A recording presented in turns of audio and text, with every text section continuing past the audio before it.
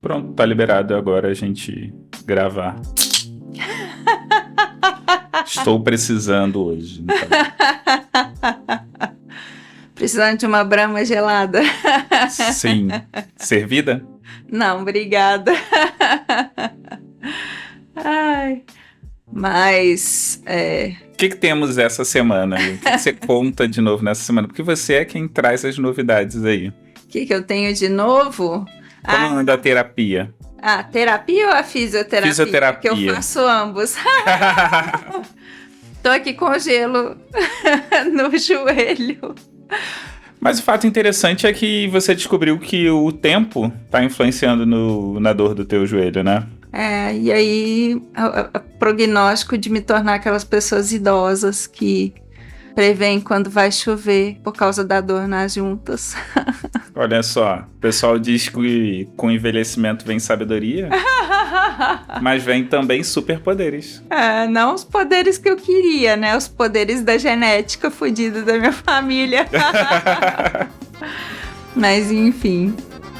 Bora? Tomar uma? Vambora.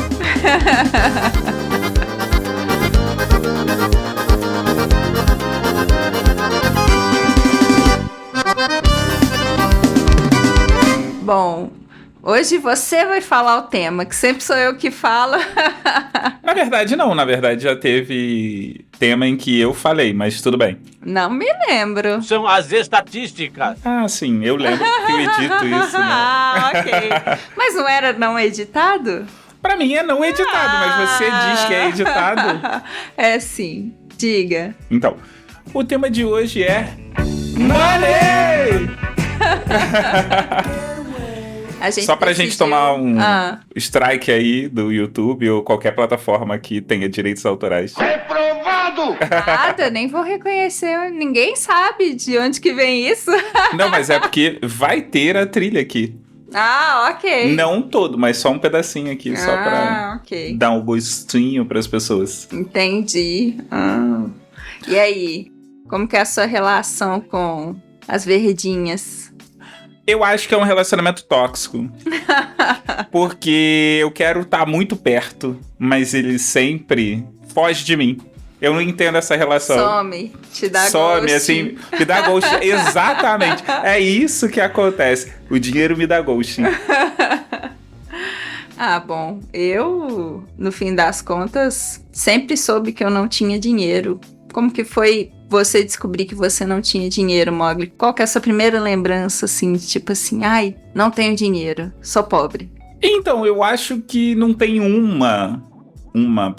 tipo, um momento, assim, onde eu descobri que eu sou pobre. Eu acho que os meus pais sempre deixaram claro que a gente não era abastado, que a gente precisava ralar pra caramba pra conquistar as coisas, que as coisas não vinham fáceis. Inclusive, quando a gente falou de Natal, que meus pais me levavam pra escolher presentes, essas coisas todas, isso são maneiras de você apresentar a sua situação financeira sem você ter que literalmente falar, então, você é um pobre fudido? Saca? Você não tem dinheiro? Não, você vai apresentando com coisas do cotidiano e fazendo, de certa forma, com que você participe da situação financeira da família. Meus pais nunca explicitaram muitas coisas, mas eles, de certa forma, deixaram muito claro a situação da família.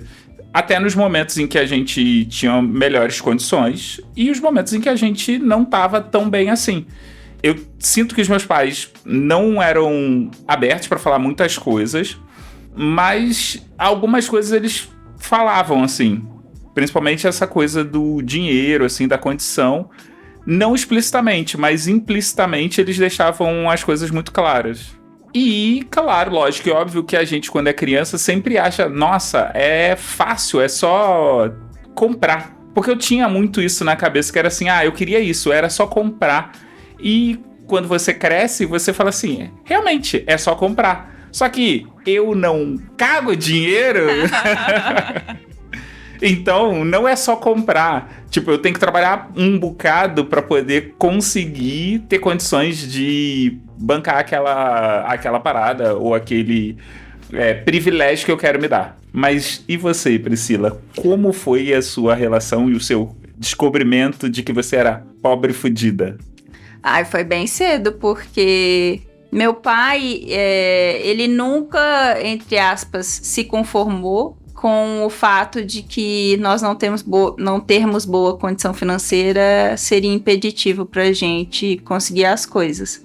Teve um episódio que eu acho que eu tinha uns 5 anos. Isso é uma coisa que eu acho que gente da nova geração não vai lembrar. Quando existia vale transporte de papel. Velho! Sim! Eu lembro da minha mãe com aquelas cartelas grandes e a gente destacando. Isso. E aí meu pai tinha isso, né? Eu lembro, foi uma rápida época da minha vida que meus pais contrataram a gente para ser levado por especial, né? Uma Kombi que levava e buscava a gente do colégio. Vocês chamam aqui de especial? Sim. Caralho, isso é muito bizarro pra mim. No Rio de Janeiro, a gente sempre chamou de transporte escolar. Transporte escolar, mas o pessoal aqui falava especial, porque sempre vem escrito especial do lado da Kombi. Ou vinha escrito, né? Ok. E tô Sabemos falando quem é o Kombi. riquinho dessa relação. Babaca. Mas isso foi tipo coisa de 1 mês, 2 meses, porque acabou que não deu certo. A gente parava na porta do colégio, descia do especial e na hora de voltar, a gente passava por vários colégios para pegar os meninos, né? Não era todo mundo no mesmo colégio. E aí eu via as crianças comprando doce na porta. E eu ficava com vontade. E aí eu comecei a associar ter dinheiro para comprar esses doces com essa cartelinha de vale transporte. E aí eu comecei a roubar uns vales transportes do meu pai, que obviamente não demorou a perceber, para comprar doce. E aí logo de cara eu já tive aquele choque do tipo assim, não, isso não é seu, você tá roubando. Não, você não pode comprar doce a hora que você quiser. Doce tem um custo, né? E aí a partir daí eu entrei numa trajetória, meu pai teve uma conversa séria comigo, né? De só enfrentar coisas e situações de dificuldade. Porque o próprio colégio que eu estudava era um colégio particular. Quem é de Belo Horizonte vai saber qual colégio que é, porque era um colégio que o Carlos Drummond estudou. E aí hoje ele não existe mais, né? Agora ele virou só uma faculdade. Mas eu estudei nesse colégio e assim, numa época que não existia, eu não tinha direito à bolsa. Os padres, meu pai fala até hoje, né, que padre é uma figura muito mercenária, porque ninguém tinha pena da nossa situação financeira. Era tipo assim, você tá aqui porque você quer, coloca ela em outro colégio. Brutality. Mas meu pai, ele, por ser professor, ele acreditava que uma boa educação poderia me dar mais chances de conseguir coisas ao longo da minha vida, se eu me esforçasse. Então, eu via o esforço que eles faziam para pagar o meu colégio, os sacrifícios financeiros que eles faziam. E assim foi ao longo de toda a nossa vida. Então, bem cedinho, eu já tive o choque de realidade de, não, minha filha, a vida não é um morango. Então, você estava falando sobre comprar doce. Talvez comprar doce seja a principal medida para uma criança, para ela entender que ela é pobre. Pelo menos a galera da nossa geração, assim. Porque quando você tinha dinheiro para comprar lanche na cantina da escola, porque hoje em dia é proibido, essas coisas todas... Quer dizer, não é que seja proibido, é porque agora é muito mais restrito e também os pais dão cartão de crédito para os alunos poderem usar, né? Para os filhos usarem. Pois é, isso é uma coisa que jamais fez parte da minha vida, ter mesada. Então, também nunca tive isso e minha mãe, uma vez, inclusive, quando eu questionei, ela falou, você prefere o quê?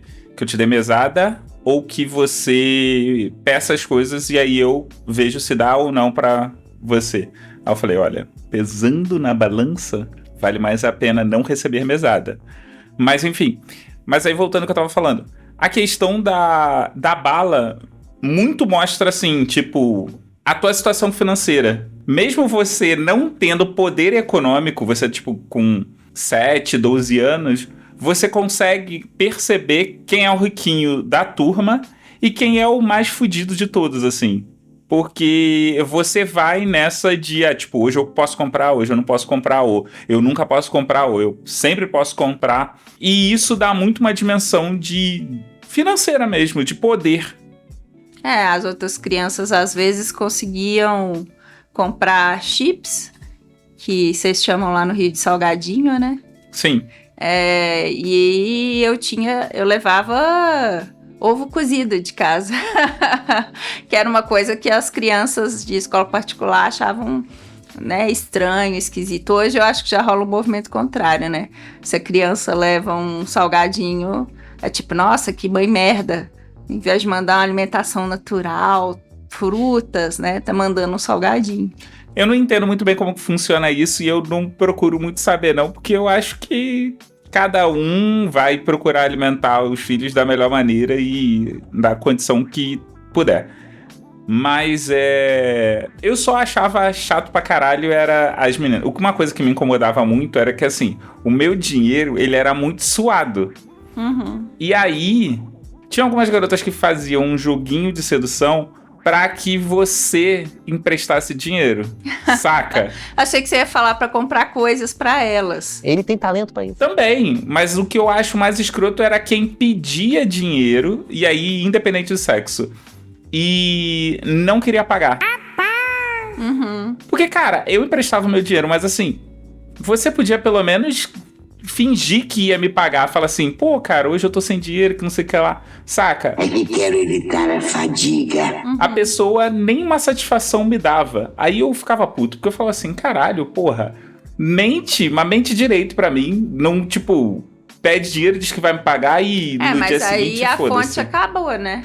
O quê? Porque você não emprestou mais. Então, Mais ou menos. eu levei um tempinho pra Caralho. entender. Ok, não muito tempo, mas assim, eu levei um tempinho pra entender. E aí depois, tipo, nossa, pô, tem dinheiro aí? Não. Tem não, tô fedido, tô na merda. Agora, essa dificuldade que sempre existiu na minha vida, me acompanhou também durante a faculdade, porque também fiz uma faculdade paga, com muito sacrifício e tal. Ironicamente, quando eu falei que eu ia fazer jornalismo com algumas pessoas, teve uma galera que falou assim, pô, mas tu vai ser então pobre, fodida, vai continuar na merda, porque, né, jornalismo não é esse curso, né, maravilhoso que as pessoas acham quando elas veem o William Bonner na bancada do Jornal Nacional, né. E aí, teve um concurso público, fiz a prova, fiquei bem colocada, mas não entrei nas vagas que estavam sendo demandadas, né? E aí eu falei, bom, vou seguir minha vida, né? Fui fazer outros bicos, fui mexer com outras coisas, e aí, pra minha surpresa, 3 anos e meio depois que eu tinha feito a prova, eles me chamaram para eu trabalhar no emprego que eu tô até hoje. Acho que depois que a gente tem essa estabilidade financeira, né? Para algumas pessoas a relação com o dinheiro muda. Eu não sei se a minha mudou tanto. Você passou por uma situação parecida, né? Então, vamos lá. Primeiro, vamos a mais um capítulo de Você é a Riquinha do Relacionamento. Ah, pronto. Não, é porque eu não estudei em colégio particular. Inclusive, eu passei para uma faculdade no Senac, né? Para fazer um curso no Senac. Só que os meus pais viraram e falaram assim, então, o que você quer? Você quer que a gente pague o valor da faculdade, pegue esse valor da faculdade e invista num pré-vestibular para que você possa se preparar para fazer um curso numa faculdade pública, ou você quer estudar só por 6 meses e depois não sabemos o que vai acontecer? Aí eu optei, obviamente, pelo pré-vestibular, passei para a UERJ, né? E aí eu tinha aquele que eu acho que eu já falei aqui, se eu não falei, mas eu sempre comento, que era acordar 4 horas da manhã, me arrumar, me preparar e aproveitar o frio, o tempo frio, para ir caminhando até a estação para economizar uma passagem, porque na época não existia a integração, essas coisas todas. Então, cada passagem que eu economizava, tipo, já era um dinheirinho para eu poder fazer alguma outra coisa. Porque a alimentação ficava difícil, porque eu levantava 4 horas da manhã e voltava mais 4, 5 horas da tarde. Então eu precisava, nesse intervalo de 12 horas, ter uma refeição para eu comer. Que normalmente era uma coxinha e um guaracamp. Uhum. E aí, na volta também, eu evitava de pegar uma condução. Eu aproveitava porque a condução também demorava, e aí eu falava, é mais rápido ir a pé. E aí eu ia caminhando. Acabou que eu, na faculdade, fui obrigado a sair da faculdade, né? Porque eu passei num concurso público e... Inclusive, dia 24 de dezembro que eu recebi o telegrama. Isso também acho que, de repente, vale a pena um outro... Tipo, Christmas Miracle, né? E outro explicar programa o que aí. é um telegrama, pra quem não sabe. Depois a gente faz um episódio especial de Natal, assim. Especial velharias também. E aí eu acabei passando num concurso público. Só que eu sempre tive essa relação muito bem definida com dinheiro, que o dinheiro... ele me dava condições de algumas coisas, mas nem tudo eu conseguiria, né? Não é porque eu tinha dinheiro que eu ia conseguir comprar tudo. Sim. E eu fui uma pessoa que sempre juntava dinheiro, porque uma ou outra pessoa me dava grana e eu não saía gastando. Então eu ia juntando, e aí chegava aqueles momentos em que os meus pais pediam dinheiro emprestado para mim, depois eles me emprestavam, sem juros, óbvio, né? Isso acabou se tornando uma maneira em que eu economizava grana. E aí, quando eu passei no concurso público, o que aconteceu? Eu não gastava mais do que eu podia ter, né? Então eu tinha um salário e eu procurava viver abaixo do que eu ganhava. Claro, lógico e óbvio que eu tinha toda a benesse de morar com os meus pais, então tinha uma série de coisas que eu não gastava e aí eu procurava economizar. Eu não saía muito com os meus amigos também para também poder dar uma economizada na grana e essas coisas todas. Então eu fui construindo uma reserva, né? O que fez com que eu, depois de um tempo, ficasse muito espantado com os meus colegas de trabalho, porque é normal no funcionalismo público, quando tá perto do dia do vencimento, não só do funcionalismo público, mas em geral, a galera fica desesperada pela grana, assim, pelo salário, porque a pessoa ganha X e costuma gastar X ou até X mais Y, né? E eu não, eu sempre procurei gastar X menos Y para que eu sempre tivesse uma reserva. Então, várias vezes as pessoas falavam assim, já caiu o salário? Eu falava assim, cara, nem sei. Que dia é hoje, assim? Que dia que cai? Por quê? Porque eu procurava viver ao máximo com o que eu tinha certo, não com o que estava para sair. Até porque, principalmente como professor, você sabe de histórias em que os professores deixam de receber e essas coisas todas, então eu sempre fiquei com medo de ficar sem dinheiro.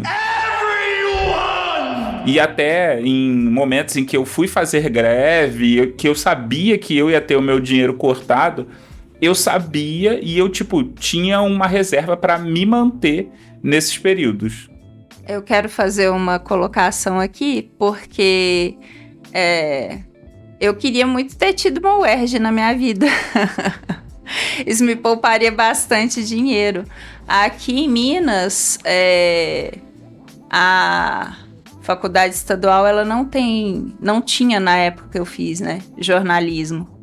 Eu tentei a faculdade federal. E junto com a federal, eu tentei uma particular que era, na época, a melhor faculdade de jornalismo que tinha. Eu tentei as duas. E na federal, eu não passei porque eu não sei curva de nível. Geografia me lascou. Então, assim, eu fiquei na prova de geografia, mas eu fui muito bem nas outras provas da federal. E aí, eu fui super bem na prova da particular. Então, meus pais se viram com o dilema de, a gente ajuda ela a pagar a faculdade, ela faz estágio, e aí a gente vai pagando, ou ela perde mais um ano estudando de novo para poder tentar a federal. E aí, eles fizeram a opção de fazer esse sacrifício, que não foi um sacrifício solitário, né? Eu também, desde o começo da faculdade, fiz estágios fora da área, depois fiz estágios na própria faculdade, porque na época você fazia estágio na faculdade, estudava um abatimento na mensalidade, né? Então, uma pena eu não ter tido uma UERJ na minha vida. Mas a faculdade que eu fiz era uma boa faculdade, tanto que uma das disciplinas que eu tive uma professora minha virou e falou assim: eu vou dar esses textos para vocês lerem e sempre cai esses textos em concurso. Então, se vocês lerem eles bonitinhos, isso vai ser muito bom para vocês. E eu achei na época que ela tava de sacanagem. E aí eu li os textos que ela passou e tal, e aí depois que eu formei, um tempo depois apareceu o concurso para eu fazer, e eu assustei quando eu vi vários dos textos que ela tinha passado. E eu lembrei de várias coisas que ela falou quando eu estava estudando para o concurso. Então, não sinto que, de certa forma, foi, entre aspas, um desperdício, não. Porque eu sinto que, no fim das contas, uma coisa colaborou para a outra, assim. Agora, isso que você falou dos seus colegas de trabalho ficarem perguntando o dia é um negócio meio assustador. Por quê? Porque eu trabalho num lugar bacana, eu consigo pagar as contas e economizar algum dinheiro, que eu acho que é um privilégio enorme dentro da sociedade que a gente vive. Sim. E me assusta muito quando as pessoas perguntam de reajuste, perguntam de que dia que sai o pagamento, isso, aquilo, porque eu fico assim, gente, a gente ganha bem, né? Era para todo mundo estar aqui, estar com uma ótima situação financeira, e isso não acontece.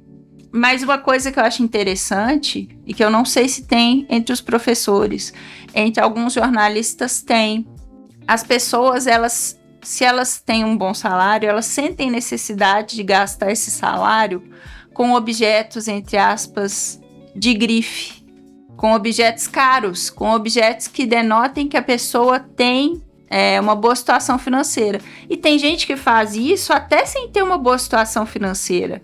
Essas questões de porque eu preciso ter a bolsa X, porque eu preciso ter o carro Y, né? E que se você não gasta o seu dinheiro com esse tipo de coisa, é como se você estivesse não gastando o seu dinheiro certo. Não sei se tem isso na educação. Eu acho que tem isso em qualquer lugar da vida, assim. Tem uma galera que é deslumbrada, até porque a gente vive numa sociedade onde você só é aquilo que você tem. Então, se você não tem uma Ferrari, você não é um cara bem-sucedido. Pouco importa se você tem a fortuna do Elon Musk, saca? Tem no meio dos professores e tem a galera que, cara, tá só sobrevivendo. Inclusive, no meio dos professores tem uma coisa que a gente sempre fala, que a gente tem o que o pessoal chama... Eu vou falar de extra, em cada lugar o pessoal vai falar um nome diferente. Vai ter um lugar que vai se chamar dobra, vai ter lugar que o pessoal vai chamar extra mesmo, mas é quando você pega tempos a mais, assim, do que os que você tem ali. Quando você tá no funcionalismo público, o pessoal sempre fala, cara, não absorve o extra. Não absorve aquele tempo, né, o dinheiro referente às aulas que não são da sua matrícula. Por quê? Porque isso é temporário. Pode ser temporário por 10 anos, como pode ser temporário por 15 dias. E aí já aconteceu, inclusive entrou eu tava dando aula, tava fazendo extra com umas turmas, e aí eu tava nas férias amarradão, quando eu volto, tipo, cadê que eu vou olhar aquelas turmas lá? Não posso dar aula para aquelas turmas. E aí eu já tinha programado trabalho para todo mundo, e os caralho a quatro. Eu descobri que entrou uma professora nova, ela foi convocada de um concurso público, e ela tomou a turma. Ela ficou toda melindrada, assim, com, não, desculpa que não sei o que lá. Aí eu fiquei zoando ela, falei assim, pô, tu roubou minha turma, roubou meus tempos, que não sei o que lá. Ela, não, desculpa que não sei o que lá. Eu falei, desculpa nada, é teu, não era meu. Tipo, eu estava tomando conta ali porque não tinha ninguém. Mas agora que você tomou posse, é seu, é sua turma. Aí eu falei com ela, porque eu tinha proposto um trabalho para eles, eu falei, você permite que eu avalie essas turmas aqui? Se você não quiser, você pode fazer tudo direitinho, mas até uma avaliação que já está pronta para você. Se você quiser, você pode seguir o que você pensou. Se você não quiser, você fica com essa minha avaliação e a gente segue. Ela, não, pode ficar, porque aí eu, inclusive, vou conhecer a turma através de você. E aí, tipo, a gente passou, porque foi uma aula só, então foi tranquilo de fazer isso. Mas eu acho muito estranho isso, porque eu também sempre fui uma pessoa que eu nunca quis ostentar nada. Assim, eu sempre achei que se você precisa dizer que você não é. Sabe? Ninguém vira e fala assim, eu sou o rei. Se o rei precisa dizer que é rei, ele não é rei. O rei, as pessoas sabem, e as pessoas, tipo, consideram. Uma pessoa que é legal, ela não precisa dizer que ela é legal. Se ela tá dizendo que ela é legal, significa que talvez ela não seja tão legal assim. E ela precisa convencer as pessoas de que ela é legal. E por isso que ela está falando o tempo todo que ela é legal. Saca? Sim, inclusive eu acho que eu posso dizer que eu conheci uma pessoa rica na vida, que era colega do meu ex-marido. Essas pessoas que não precisam se preocupar com trabalhar para sobreviver, porque a família dela tinha muito, muito, muito dinheiro, e mesmo assim ela fazia questão de trabalhar, e se ela quisesse ela podia trabalhar com o pai na empresa. E ela fazia questão de não trabalhar com o pai. Ela queria trabalhar em alguma coisa dela. Sou contra isso, mas é um tema meio complexo, assim. Contra não trabalhar com o pai, se você tem um emprego garantido? É porque, vamos lá, deixa eu tentar ser o mais breve possível. Deixa eu tentar ser o mais breve possível. É porque, querendo ou não, você vai herdar aquilo. E você precisa entender do ofício. Pra quando você herdar, você saber da ordem e você saber quando estão te enrolando. Então, não faz muito sentido você ir para outra área, a menos que você indo para essa outra área, você se destaque muito. Sabe assim, tipo, sei lá, seu pai é o Pelé da vida e você, tipo, não sei um outro coisa. Não consegue, né? Não vai mal. Mas você é, tipo, o melhor vendedor do mundo. Então, tipo, tu vai montar o teu império de lojas de venda, de alguma mercadoria, saca? Então, tipo, você é um expoente na tua área, e aí você meio que tem o mesmo nível do teu pai, ou até mais, numa área diferente dele. E aí você não depende do império dele pra você continuar vivendo, saca? Sim. O fato é que ela era uma pessoa... Caralho, que sim, assim, tipo, foda-se, vamos continuar o que a gente tava falando antes. Você desviou muito do assunto. Sim, ok, eu sei. Mas vai lá, Mas continua. por que eu tô falando disso? Ela era uma pessoa extremamente simples. Não é simples assim, que pessoa humilde. Não. Quem tem muito dinheiro não quer chamar atenção.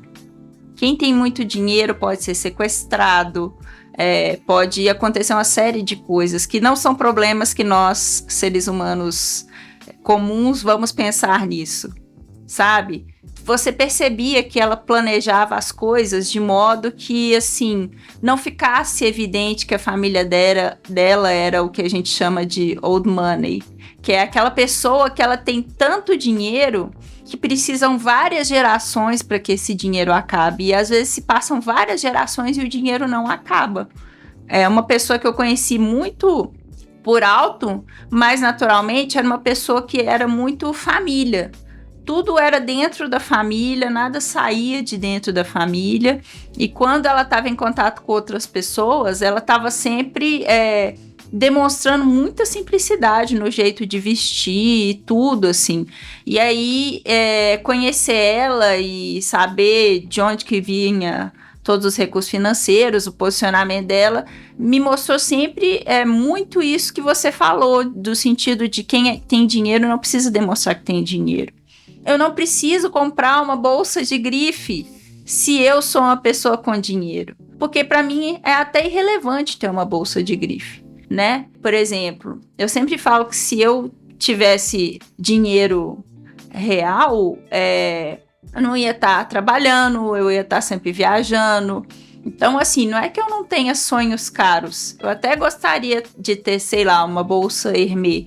Mas aí, será que se eu tivesse uma bolsa Hermès, isso faria diferença na minha vida? Igual faria diferença eu fazer a viagem dos meus sonhos, que é Machu Picchu? Tipo, eu penso mais em lembranças e em coisas que eu vou levar pra mim, independente do que acontecer, do que em objetos, né? Eu até entendo que tem alguns objetos que são bacanas de ter, até entendo o cara que queira ter a Ferrari dele, assim, não julgo. mas um carro sempre vai ser um bem que vai desvalorizar, né? Enquanto que as coisas que eu quero e que eu priorizo, que são viagens, que são passar tempo com as pessoas que eu gosto, fazendo as coisas que eu gosto, pra mim é isso que vale mais, né? E que não tem preço no fim das contas. Hoje eu vi um vídeo, que eu não sei se é real, de uma mulher dando piti porque a bolsa dela de marca não podia ir embaixo do assento do avião. E aí ela deixou a mesinha aberta e colocou a bolsa em cima e falou, essa bolsa não vai sair daqui. E a aeromoça muito tranquila falando com ela assim, você não tem como priorizar essa bolsa sobre as nossas vidas. Não importa se a bolsa é cara, você não tem como comprar a vida dos passageiros. Se você deixa essa mesa aberta, você está colocando todos nós em risco. Então, eu não posso permitir que você faça isso. E aí, quando ela fala assim, você não... mas a minha bolsa é muito cara. E a aeromoça fala, você não tem como comprar a vida dos passageiros? É fantástico, porque a pessoa pode ter todo o dinheiro do universo, que ela não vai comprar uma vida. Depende. A minha tá ali. Dependendo do valor, dá pra comprar a minha. Larga de ser palhaço, cara. Mas no fim das contas, eu acho que é isso. Eu acho que tanto eu quanto você, porque a gente viu nossas famílias em dificuldade financeira, a gente entendeu o valor que o dinheiro tem, a diferença que ele faz. A gente não tá preocupado com ostentar nada, a gente tá preocupado com viver bem, né? Sim, eu tenho em mente que o que eu gostaria muito é ter uma grana pra poder me aposentar e aposentar uma galera aí que eu acho legal. Viver fazendo churrasco. Porque, na verdade, o meu sonho com dinheiro é a aposentadoria. É garantir uma aposentadoria. Porque se eu consigo uma quantidade monetária que me garanta a minha aposentadoria, meu filho, eu, no dia seguinte, não bato um prego para filha da puta nenhum nesta vida. Vai ser o idosinho que fica jogando xadrez na praça. Porra nenhuma, eu vou jogar dama. Vou acordar cedo, vou pra academia, volto, tomo banho e parto pra praça pra poder ficar jogando dama. Acabou. E vai ser igual o Neymar e vai aposentar sua turma de amigos? Então, eu queria muito ter uma grana violenta, porque aí eu ia fazer isso, cara. Tipo, vamos todo mundo ficar aqui, tá todo mundo aposentado aqui, a gente não precisa mais se preocupar com isso, porque no final das contas a gente tá vendendo o nosso tempo, que é pra gente ter uma condição mais ou menos lá na frente. Porque se a grande maioria, né, se todo mundo tivesse condições de não ter de trabalhar, a grande maioria estaria aí fazendo coisas que gostam na vida. Porque, vamos falar a verdade, nem todo mundo gosta de trabalhar. Você pode amar o seu trabalho. Eu te desafio a amar o seu trabalho todos os dias. Tem dias que é uma merda. Tem dias que você queria virar pro seu chefe e falar assim, meu querido, meu pichuchuco, hoje não vai rolar. Hoje eu quero muito abrir a minha cerveja e ficar na beira da praia, na beira da piscina, saca? Sim. Você amar o que você faz não necessariamente significa que você gosta de trabalhar. Trabalhar, todo mundo trabalha por obrigação. E eu acho que isso encerra o episódio, né? Fora capitalismo!